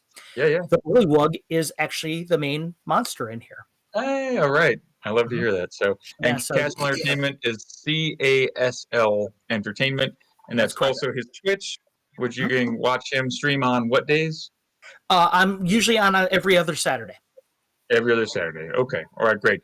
And then we have Dead, Mr. Gamer. I don't know your name. Yep. That's okay. My name's Michael. I am the Dead Aussie Gamer. I am a full-time professional role player, entertainer, and game master. Nice. During the day, I work for the Australian government running RPGs for kids at my local youth centre. And pretty much every other period of time, I am a professional entertainer all about the internet. So I've got my own channel, which is Dead Aussie Gamer on Twitch and YouTube, where ironically, I give advice on GMing because even though I haven't played as many older D&D games, I actually started with 3.0, 3.5. But I have played anywhere between 10 to 15 games a week for the last 10 years. So I've racked up the number count. So and usually I got sick of people asking me questions, so I made a YouTube channel and say, "Stop asking me, go watch it." So what is that when you get 10,000 hours in? You kind of get in the flow or whatever it is, something like that. That's basically it. Yeah. As for what I do, I'm all over the internet. I basically go to different channels. I role play. I GM. So I've been on How to Be a Great GM, on D&D Official. I've been all over the place. So you can pretty much just type in Dead Aussie Gamer. You'll find me. And yeah, I role play pretty much Mondays, Wednesdays, Fridays, Saturdays, Sundays publicly. So you guys can watch me on there doing stuff. All right. For those of you guys who haven't checked him out before, I'm nocturnal, so I'm up during during a lot of the Aussie stuff. I tuned into his channel the other day. Michael is an awesome DM. His group is fantastic. They had a lot of fun, and it was great watching them. Oh, thanks, man. You have my endorsement, definitely. Yeah. All right, Mr. Dingo. Oh wow. So I am probably the newest one here. My friend Steven Radley McFarlane convinced me to come down. I'm a big fan of all of your works, believe it or not. My first D&D game was in 1983. My butt rock cousin gave me the gateway question: you can play Dungeons and Dragons if you can tell me what chainmail is. And I've been hooked ever since. That was a long time ago. I love all your guys' work. I've probably played most of your modules, your games, things like that, and I've spanned everything for RPGs, whether or not it's cyberpunk to fantasy to whatever. These days, I'm the behind-the-scenes guy. I've done everything from making props for movies, doing producing, and program management for streamed media, video games, augmented reality technologies, and while I've been sitting here quietly working with you guys, I've been working on a mask. Oh, Jesus, 1 second. Sculpting a mask for the Winter King, which is a object of Penny Arcade lore. Nice. But thank you. I've been very entertained listening to you guys wax poetic about your games, and I look forward to showing up to GaryCon. Thank you. All right, that's awesome. Joe, anything to add on J-Hulk? Okay. So yeah, those that don't know me, I'm Joe Bingman, Joe Stosh on Facebook because I have a stalker. I own J-Hulk Games. You probably have heard me from this and the sequel I did with Luke last year. Yeah. And the finale, Disco Demolition, is coming out day one of GaryCon. And then after that, we have a monster manual coming out that's the size of the original monster manual with all new monsters, first edition. Oh yeah! All right, No, I saw Stephen geek out there, and then after that, we're ramping up for a big event for next year's GaryCon. That's going to be built entirely out of Stefan's stuff. Cool. You're welcome, Stefan. I'm patting your pockets. So yeah, that's what we've got going on. All right. And everybody knows Casey Griff. Casey Riff, you can find him at all sorts of places, but mostly slaving away for Gary Con for the next couple weeks anyway. Yeah, I hear that. Anything you I've want heard to pitch? he's also got some other stuff, yeah, that he may want to like throw out there into the. I was gonna say, yeah. Let's hear the pitch. What do you got? Oh no, I think we've talked just about everything. We talked everything I'm doing to death. Okay, all right. Go on to Jay. All right. I thought I talked enough already, but thank you, Luke, for having us tonight. I'm Jay Scott. Everyone knows me as Lord Gazumba. Have my own channel on Twitch. Been on Twitch for about 2.5 years. Community of Greyhawks really ramping up. We have the fundraiser this weekend. By the way, Carlos still has one spot open in his game for the fundraiser, which is 8 a.m. Eastern Time, Saturday morning. So if any of you are interested in playing with Carlos DMing, please reach out to him. He's not playing proud. He is a good DM. Ask my daughters. They enjoyed the My Little Pony game that he ran for them a few years ago. That was very good. They still remember that. Thank you so much. Some of the other cool events we have during GaryCon, we have the Grand Joust of Altamira. We're gonna have 16 contestants. It's going to be a full joust with terrain, miniatures, all painted, stands, and a whole city up on our table. I'm really looking forward to that. We got Anna Meyer doing a seminar. We got a DM's roundtable. We got an Ask the Experts. Plus all the games that are going on and some art painting, and we got a full lineup for everyone during GaryCon. We're all excited. So thank you, Luke. And then this young gentleman, Mark Clover over here, I think met you once or twice before. What are you up to these days, Mark? Nothing. Just glad to be out of the house. Thanks for writing me. Yeah, that's good to have you. And that's a cool hat. Cool GaryCon hat. Well, then I'll transition over to the community champion, Zazu. Hey, no, I have nothing. If you interact with GaryCon on any of the socials, odds are good you'll eventually end up with me. So that's about all. Yep. And he reminds me when I forget to do stuff, and I appreciate that, which is very helpful. Thank you, Mike. Stefan, who are you again, sir? Yeah, Dwarven Forge. That's my company, and I like the game. And I look forward. Next GaryCon, we could do Black Sabbath night again. Oh, I know, dude. I tell people that because you're like, oh, I don't know Stefan. I'm like, just go Saturday night, go to the bar, he'll be cranking Black Sabbath, and just chat Sabbath. with him. Yeah. I missed that. It's, I think we all missed that. Yeah. And for anyone that knows about the other project I've been working on for so many years now, Destination Fantastic, which is a TV show for us gamers. Hopefully that we go around and travel destinations like Weta Workshop, or we just did an episode in Iceland, and we look forward. We went and filmed in Hawaii. I want to go to all these crazy destinations. Satine Phoenix as the co-host, and we did a wonderful episode. And Legion M is now in our corner, and they're going to shop around the show, and hopefully some channel will pick it up, and then we will, maybe we'll do an episode on GaryCon. Hey, I love that. That'd be fantastic. Good stuff. This is my pet project. This is what I've been dreaming of for many years now. Me and Josh Bishop, who did the Dwarven, and we hopefully this show becomes reality. It'll be like a geek show, but not with actors like The Big Bang Theory, but actual geeks like Luke and all of you guys. Like everybody here, like you guys. All of us, real geeks, because we're all kind of nutty and weird, right? And it's a great show. I think who doesn't want to see this show?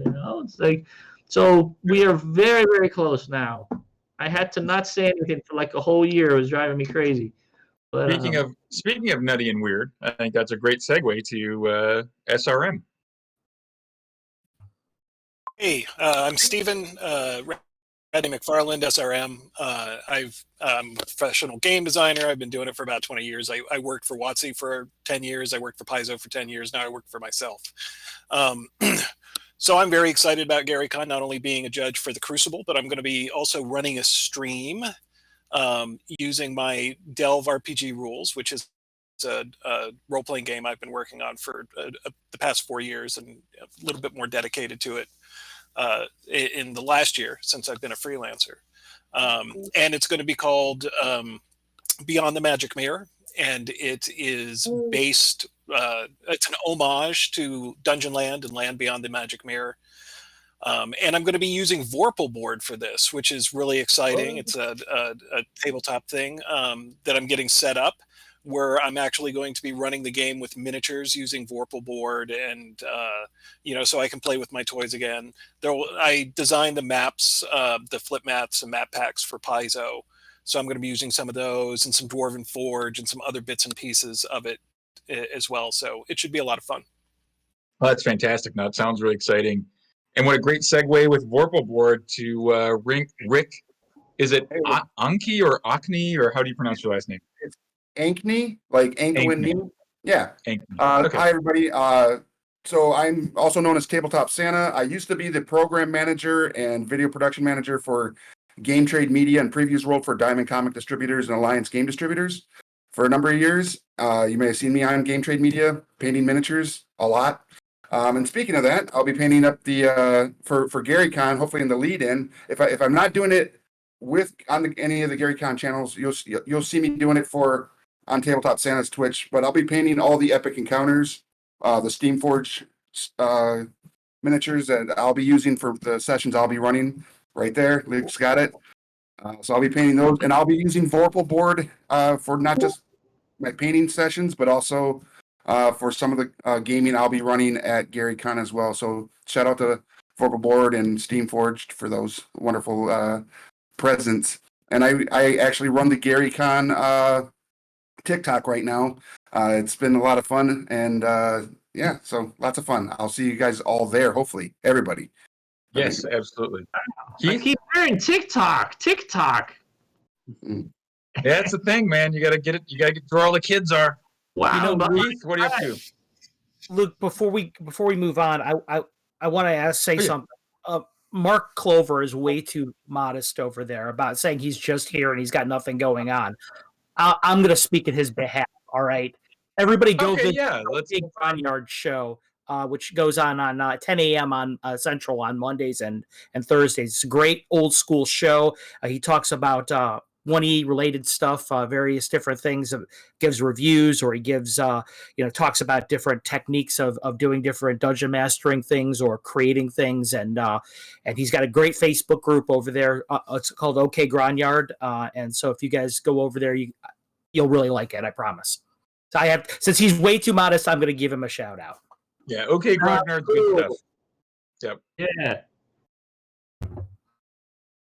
Heath, you're up. Oh, sorry. I was happy to yield to Carlos for Mark. Absolutely. In fact, OK Gronyard is a brilliant group. It's informative, self-deprecating. Basically, it's a good group of like-minded people. I think he's done. Hello. Hello. Who? Hang on. Can you hear me? Hello. Yeah, we got you, Keith. Oh, Tell us about yourself. I thought I was muted for a second there. Yeah. All right. No, you're good. We heard you. No. So I am the Antipodean D20. I basically got into gaming because where I grew up in the Northern Territory, you're either an indoor person or an outdoor person. I'm most definitely an indoor person, although I have been dragged outdoors. Me neither. I do enjoy the outdoors when you're sitting and watching it on the TV. Does anyone else hear anything? I hear him.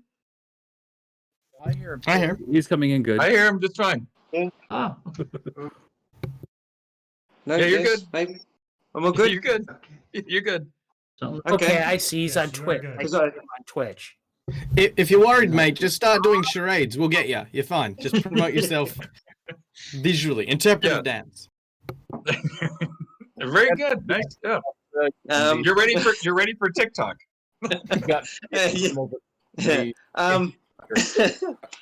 Basically, I'm about Aussie game design, Aussie gameplay. People, people enjoying themselves, coming together, having fun at the tabletop, having fun online. I do like to throw a spotlight on our local flavour here in South Australia and indeed Australia. I will also support international when it takes my fancy, and GaryCon very much did, because how can you not pass up on something that celebrates the life of one of the guys who has changed our lives in such a way that can never be repaid. I love the fact that digital has brought us all closer. I like the fact that you can still roll a dice even if you're doing this digitally. I love the fact that you can come together and brainstorm with people in the UK, the US, Canada. Michael and I, Mike the Dead Aussie Gamer, he and I are going to head up the Aussie part of the 24-hour GaryCon stream, and we've even got interest from someone in New Zealand joining our stream, as well as someone in the eastern states of Australia joining our stream. We'll have a few more details. We're working with Casey on that. But we're definitely going to head up and get the Antipodean contingent sorted for this year's GaryCon. It's a pleasure to be here, and it's a pleasure to support. Great, that's awesome. And a newer face. I don't remember Vamp Wickman, Mr. Wickman. There, what are you up to? What do you got going on? This is Chad. Met you 2 years ago. Oh yeah, sure. Okay, sorry about that. You got the hat and my little tiny picture. I'm not wearing my glasses, so it's hard. I apologize. I get it. No, just good to be here. Good to see you guys. Good, you guys doing another one of the painting, the miniatures that are going to be auctioned off for charity this year? You know, I don't think we're going to do the charity auction just because I don't have that piece organized well enough with the crush of other events. I talked about it, but it never really got picked up and carried forward. So I don't think we're going to be doing a charity auction this year. We will be donating to charity, just not through the auction. Okay, because I got the miniature from last year painted and ready to go. Oh yeah. Oh, I know. I've got. There's a beautiful. I think there's a beautiful dragon from Melissa Fadden as well. I mean, it's yeah. There's. I think there's a dragon, right? That's the big shoe. Yeah. Okay. That's right. Yeah. We gotta get people to GaryCon. We gotta have a real GaryCon together, so we can save on the shipping of those things and not get them broken. That's the important thing, because those things. Yeah. That's the scary part. So, well, thank you for jumping in and hanging out with us tonight. And who's this? I don't know, the young man next to you, Zarathan? Hey, Josh. And I'm with the GaryCon crew, right? I'm one of the people that make Lake Geneva, one of the fibs that comes up to Lake Geneva on the regular. And but Games Plus is my home store. Anyway, in the chat in the Luke's Lounge chat here is a link to a Reddit link. So if you guys go give that an upvote, just trying to increase the signal for some of the forum stuff, posts and stuff, just letting people know. One of the comments in there, there's not a lot, but one of them was, I didn't even know that this was going on. Please, social promote, because there's people that want to play right now and they don't know that we're doing this stuff because they're not dialed in. So maybe link it on your Facebook stuff or whatever, if you feel that. If I could make a plea to piggyback off of exactly what Josh said, that's exactly what I wrote to somebody else. It's like, you know what, we're doing a lot of really cool stuff. Look at the Greyhawk channel, what they put together. We got some fantastic streams. We're going to have, Mike Ponsmith is going to be running. We're going to have, heck, David Harbour is talking about joining us for a streaming game. We got fantastic guests, from all eras of game design, yet many people have no clue that GaryCon is going on, right? So that is shame on me when I throw a convention in Lake Geneva and we have 2,000, 3,000 people show up. I don't have to press the gas pedal. I'm more like, okay, like that's enough. We can't take any more. But the virtual convention, we can take everybody. So tell your friends. post it out there. Give them a chance. Just spread it out there, because if you spread the word, you may tune somebody in who didn't know it was happening. They can come in, have a lot of fun, make friends, and maybe they'll fly in to GaryCon in 2022. I mean, that'd be awesome, right? So Josh, you are 1,000% correct, and thank you for bringing that point up. I really appreciate it. Yeah, man. So everyone, great seeing you. Carry on. Yep. Archibald, anything for us? All right. If not, we'll pass on to this Boffrin guy. He's Oh man, that guy's a troublemaker. I heard he's a Zoom call bomber, and Yeah, he said something about clam chowder last time. That's all I remember that dude from. Yeah, I know, man. That guy is just awful, right? He's the worst. Horrible. All right, horrible. I'm Boffrin. Initially, I got into this GaryCon thing because it's like, oh man, $5 for a virtual badge. Yeah, sure, why not, man? And that's I know exactly. That's exactly what happened, because Josh then was like, or Zerathon here, right? So noticed me answering questions like, hey, we should make this guy on here. And then suddenly, I got mod powers and tied in and threw suggestions out, got listened to. I was like, holy crap, these people are going to make me think I'm vaguely important or anything. Yeah. So totally worked. Shout out to the GaryCon crew. Number one. Number two, if you hadn't stepped up, Carlos, about Mark there, I was going to throw the plug on my end here. So thanks for that. Cool. He's Mark's a good dude. A really cool guy. He is, man. Yeah, He's he deserves great. All right, so basically, I occasionally stream, but with all the craziness on this worldwide situation, I just haven't. So I'm not even going to worry about plugging that. But if you want, you can feel free to follow me on Twitter. That's @BoffrinsHat.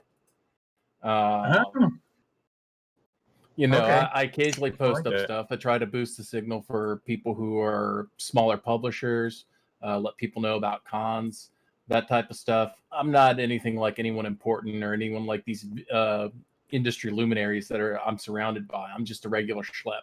So certainly not as important as someone like myself, that's for sure. So it's true. I'd like to remind you of that. You're a great role player. So we can go ahead and slip on. No, thank you. Really, I appreciate your help and you weighing in on stuff and all the tech side guys who are helpful. That's like gold. So really very valuable. Cannibal, I guess, is that I thought it was cannibal at first. I'm not sure if that's what it's supposed to be. But all right, he might be off doing other things. Chantel, hopefully I pronounced that correctly. Yeah, that's right. So I write for all the D&Ds. Might make some people irritated, but yeah, that includes 4E. Oh no, not 4E! Oh, gosh, the much maligned 4E. I'm really good at promoting stuff for other people, and the thing I will promote tonight is that at GaryCon, I'm going to run a 12-hour adventure. Whoa. That is heavy duty. That sounds awesome. Yeah, that's cool. I haven't done that. The last time I did that is for maybe my 47th or 48th birthday. I was with my buddy Turbo and Joe Manganello and Shad Ross did all of our terrain, and it was just nuts. We played 12 hours and it was awesome, dude. We had a fantastic time. All sorts of props. We had dinner brought in from a nice steakhouse. It was really cool. That was probably one of the better games we had. If the characters can live that long? Well, we're about to find out. Yeah. Is one of the guys who worked on 4E. Thank you. But it's gonna start on Friday night at 8 and go until Saturday morning. It's gonna cover the 3 1E adventures I've got. And yeah, it's going to be fun. Fantastic. Well, thank you so much for doing that. That sounds really cool. All right. This is going to be a test of pronunciation. Belraster. That's pretty close. Pretty close. Right. Yeah. I'm here over from Fantasy Grounds College. I'm one of the professors there, so I help people learn VTT for Fantasy Grounds. Thank you. I'm been reading up on how to potentially GM and maybe even submit to the Crucible, just so I might get a little more geeky than I normally do. But I've got those kids in that prime 8th grade to high school range that are always busy. So it's like, we'll see what we can do. But at least, over here at Fantasy Grounds, we can, for the college, we can help make sure people know how to use the tools, or at least one of them, and get people prepared so they can have some fun. That's fantastic. Thank you. Thank you so much for doing that. And we'll slide over to, is it Thelia or Theala? Thela. Theala, okay. How you doing? I'm doing great. How are you tonight?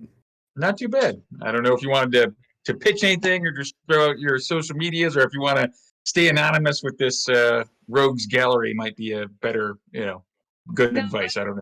Yeah, I've just been writing some fan stuff for the Earth Journal, and so I've had a couple of articles in that in the past few months, and I ran something at the virtual Greyhawk Con.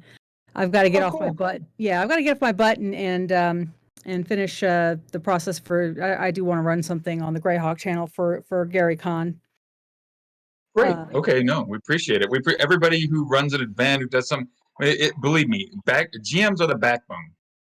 And we've been really fortunate. We have a lot of wonderful people who pitch in and GM. And I think it's the problem. The short pole in the tent here is getting the word out to the players. I think we have plenty of seats, and we just need to get more butts in chairs to enjoy all this great stuff that people are doing. So again, as Josh said, spread the word, spread the word, spread the word. And I guess Windrunner, you're going to back cleanup here. I think I can do that. I went out of order. When I turned on my camera too, Luke, I jumped in order. So let me go last after. Oh yeah, sure, for sure. All right, Windrunner, what's up?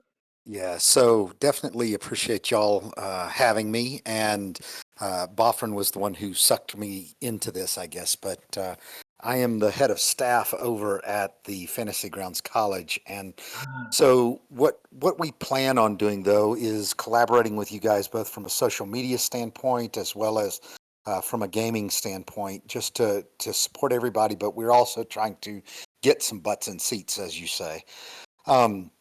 The main thing that I'd like to plug is actually this month is our, I guess it's our AD&D month at the college, and what that means is that we teach 5e every, how to use the 5e every month, but we are focused on some of the classics, which definitely includes a lot of our Greyhawk favorites that are out there too. But would definitely like to share with Mike and some others, some of what's going on. I'll put a link in chat as well, trying to get some people to submit your favorite stories from your 1E and 2E experiences. So I'll put that out there and would love to, hear from y'all as well. So anything that you would like to contribute would be awesome. I would. Is there a website or Discord link maybe you might want to share? Yeah, so I can put that out there as well. So when I put this link out here for the for asking for the stories, that does go to our website. It's part of the blog on our website, but I'll put the root links as well, the root URLs as well, so you guys can definitely access that and see that.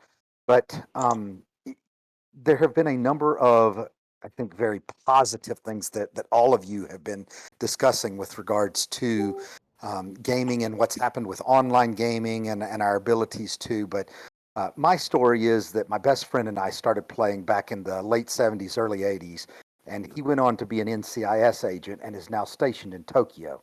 And he and I were looking for a way to reconnect, and a couple of years ago found Fantasy Grounds. And we have not only gotten back together so that we and our kids play every Saturday night, but we also have pulled out all of those old notebooks, and we formed Chaotic Good Gaming, and we're now, developing, from all of the old notebooks that we had too. So definitely love what's going on, both with, the maturation of Gary Con, and just I hate that it was the pandemic that caused it, but this has been a boon for all of us to be able to get together like this. So definitely appreciate meeting y'all and look forward to working together. Yeah, great, thank you. Hey, Luke.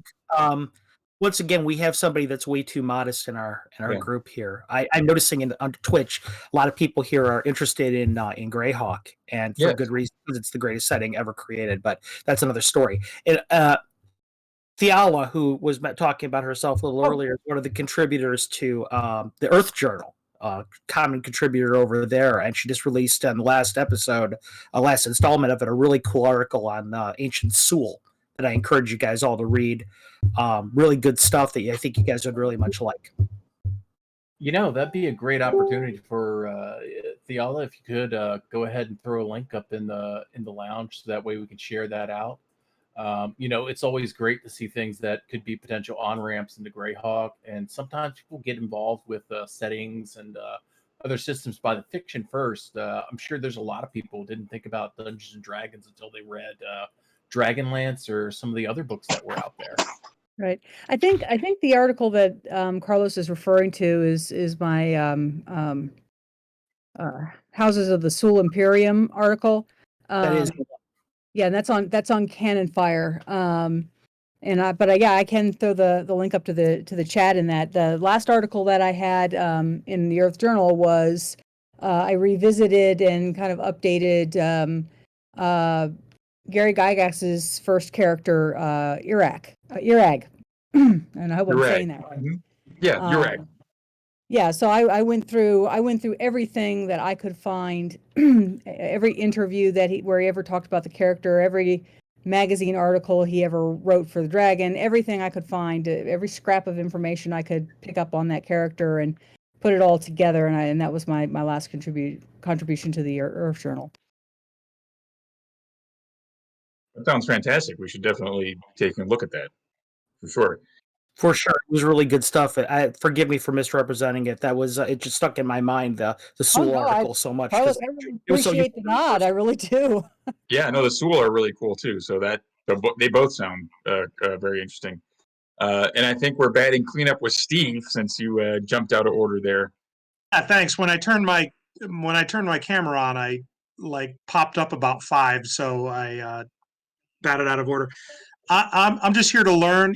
I've been playing first edition D&D since 1981, and been playing kind of on an island with local friends through college, grad school, family. My wife and my kids all play. Got to know this huge community when I went to GaryCon 10, and got to know Carlos and played with him, and now I play online with him quite a bit. And then played at Virtual Greyhawk, and love Greyhawk setting.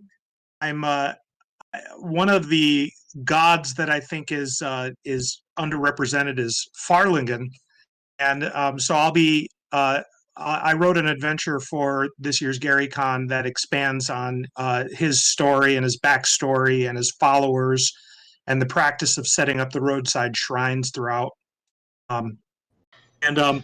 Quite honestly, I'm terrified of this whole online thing. I've been using Zoom, so I don't know anything. This is one of my first experiences on Discord. I don't know anything about Roll20, about Fantasy Grounds.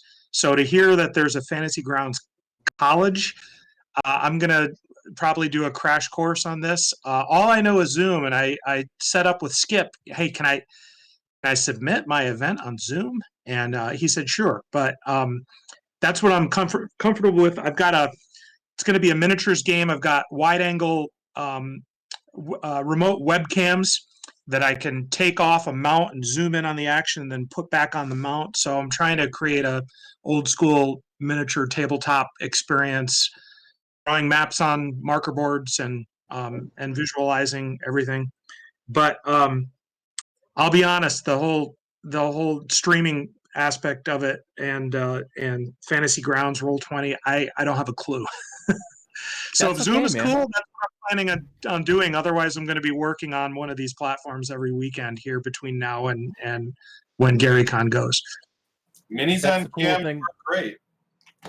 Yeah, I think so too. that's the Well, cool thing about actually, GaryCon.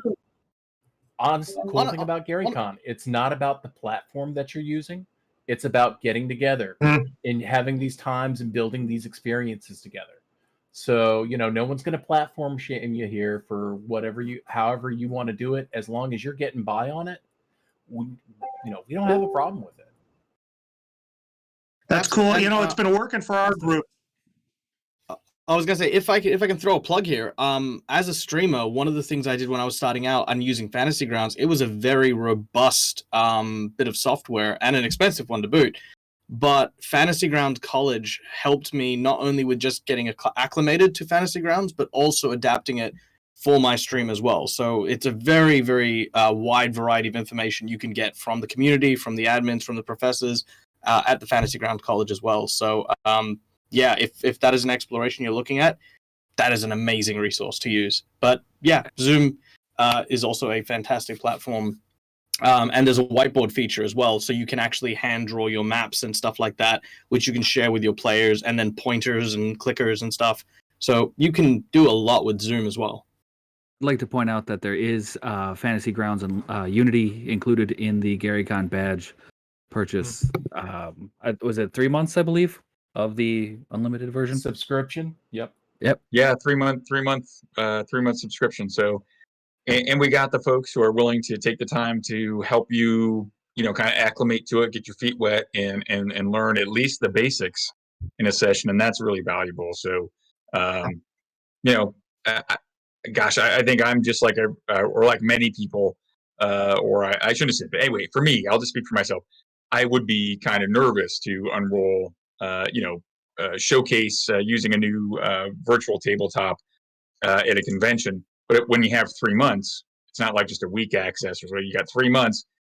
You can recruit some friends.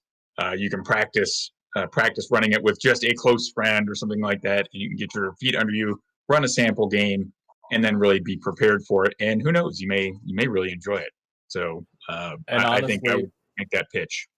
Yeah, one of the things that I'm willing to do during this March to GaryCon, which has started the last weekend, at least for me, with like making myself available and helping people out in the help desk here, is if you want to do like a quick and dirty meatball surgery style, I just want to try and use Fantasy Grounds and be vaguely functional in it.